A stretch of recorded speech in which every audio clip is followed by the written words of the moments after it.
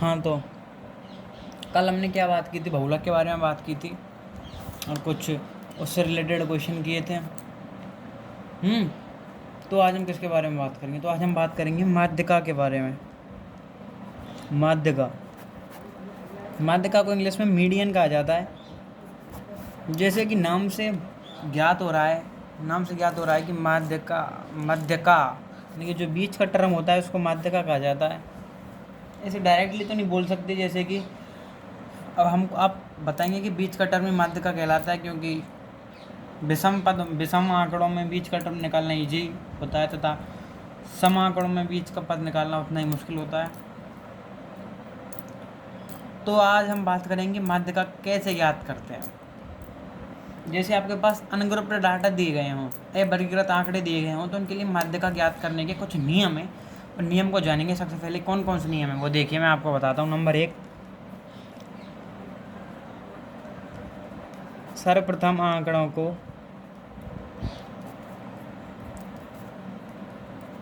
आरोही क्रम में व्यवस्थित कीजिए। व्यवस्थित कीजिए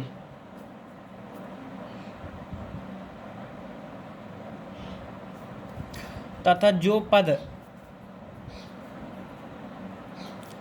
ठीक मध्य में प्राप्त हो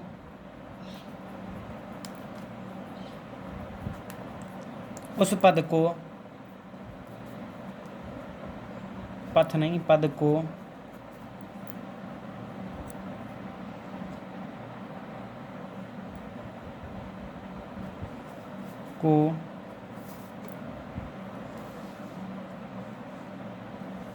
माध्यिका कहा जाता है। The middlest term call median. Okay, माध्यिका कहा जाता है। अब मैं बात कर रहा था अनग्रुप्ड डाटा की, यानी कि कोई श्रेणी की बात कर रहा था, श्रृंखला की बात कर रहा था, क्योंकि एक श्रेणी यानी कि एक कतार में जो आंकड़े प्राप्त होते हैं ना, तो उसको हिंदी में कहा जाता है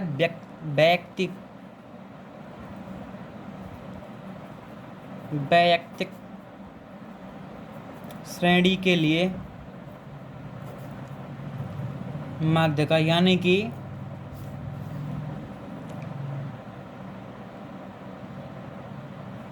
मीडियन फॉर इंडिविजुअल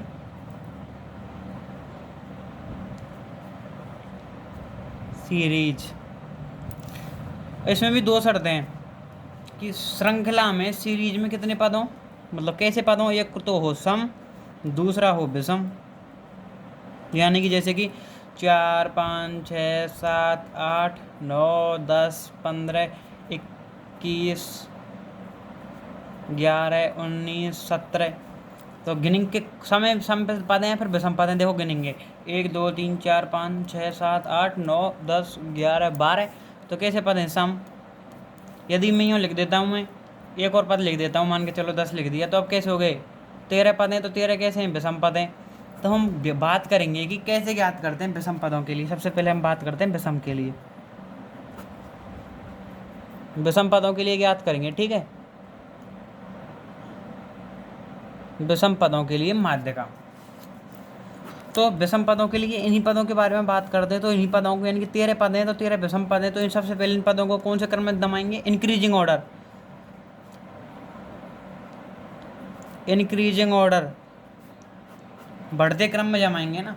तो देखो बढ़ते क्रम में जमाएंगे इन्हीं पदों को। तो देखो आगे से कुछ जमे हुए हैं, बाद में कुछ सेटलमेंट करना है। देखो 4, 6, 7, 8, 9, 10, 10, 11, 15, 17, 19, 21। गिनते हैं, देखो कितने 13 आने चाहिए। 1, 2, 3, 4, 5, 6, 7, 8, 9, 10, 11, 12, 13। एक तो इनमें माध्यिका निकालने का विषम पदों से एक छोटा सा फॉर्मूला है। फॉर्मूला है ना। क्या फॉर्मूला है वो मैं आपको बताता हूँ। तो फॉर्मूला ये है कि n+1/2 वहाँ पद माध्यिका कहलाएगा। n का मतलब है n बराबर होता है कुल पद। कुल पद कितने हैं हमारे पास? 13 + 1 + 2 वहाँ पद है। 13 + 1 + 2 वहाँ पद, यानी कि 14/2 वहाँ यानी कि कौन सा पद आ गया, सातवां पद आ जाएगा। सातवां पद देखो 1 2 3 4 5 6 7। अब गिनते हैं यानी कि 1 2 3 4 5 6, 1 2 3 4 5 6, यानी कि 6 इधर 6 इधर, तो 10 क्या हो गया इसकी, मध्य का हो गया। मध्य का कितनी हो गया इसकी। अब मान के चलो, अब बात करते हैं हम सम पदों के लिए, बात करते हैं पहले।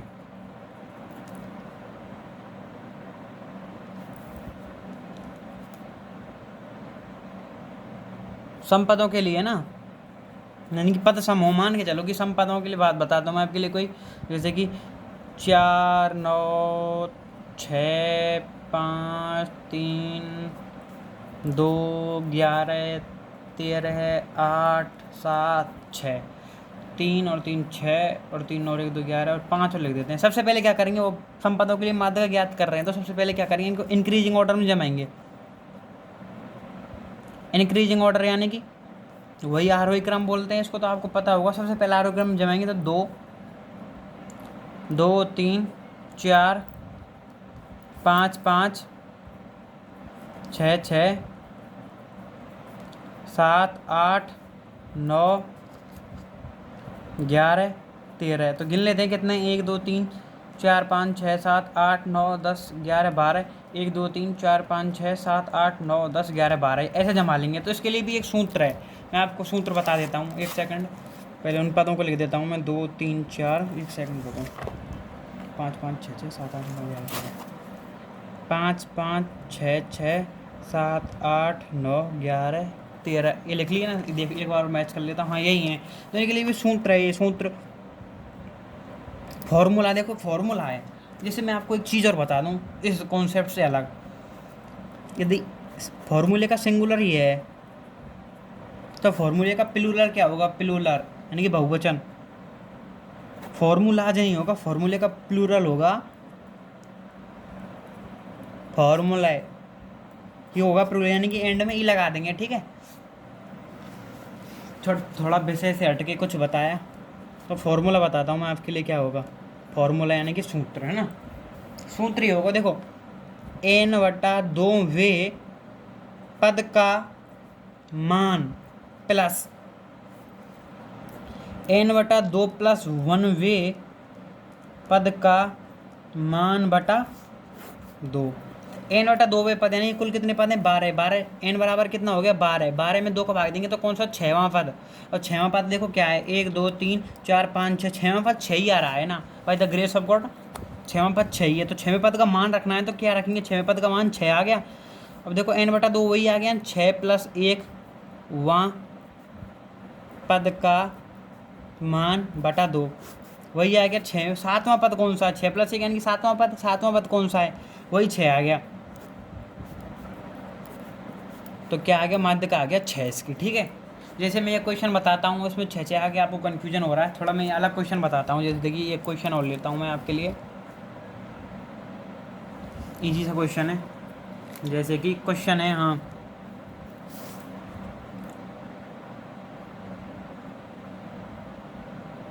क्वेश्चन जैसे कि 5 7 8 9 10 11 12 13 19 21 27 26, 26 नहीं 28 लगा लो। 1 2 3 4 5 6 7 8 9 10 11 12, 12 पद हैं, 12 पद हैं। तो मैंने इंक्रीजिंग ऑर्डर में ही लिख दिया है सभी को, इंक्रीजिंग ऑर्डर में ही है सभी, देखो ऊपर है ना। तो सूत्र क्या था, सूत्र था n/2 वां पद की वैल्यू है फिर मान, प्लस n/2 + 1वां पद की वैल्यू बटा कितना कर देंगे, 2 कर दियो। समझ रहे हो, समझ रहे हो क्या, समझ रहे हो। तो n/2वां पद यानी कि 12 में तो भाग देंगे 6, 6वें पद को मान देखो, 1 2 3 4 5 6 11, तो 11 प्लस, अब देखो 6 + 1 यानी कि 7वां पद। 7वां पद कहाँ है यहाँ पे, 12 बटा 2, 11 और 11 22 और 23 बटा 2। तो माध्य का कहा गई हमारे पास, 23 में भाग देंगे 2 को, तो कहा को 11.5 आ गो, माध्य का आ गई 11.5। समझ गए, ऐसे माध्य का ज्ञात करते हैं। ये तो माध्य का बताई थी मैंने कैसे, अनग्रुप डाटा की। अनग्रुप्ड डाटा की, ठीक है। अनग्रुप्ड डाटा की माध्यिका बताई थी, यानी कि अवर्गीकृत आंकड़े। अवर्गीकृत आंकड़ों में भी किसकी बताई थी? इंडिविजुअल सीरीज की बताई थी ना, इंडिविजुअल सीरीज की माध्यिका बताई थी मैंने आपके लिए, ठीक है।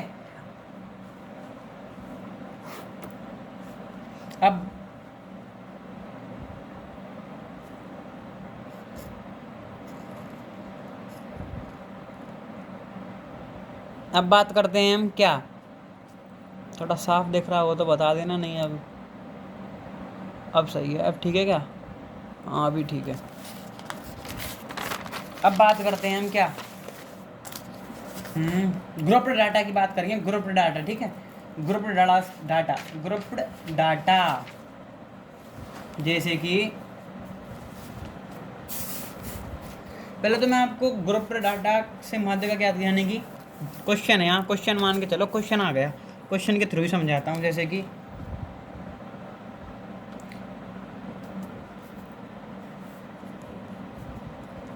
100 विद्यार्थियों के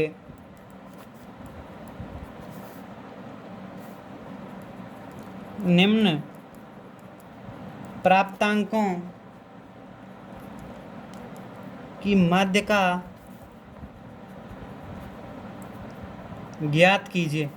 100 विद्यार्थियों के निम्न प्राप्तांकों की माध्यिका ज्ञात कीजिए, यानी कि देखो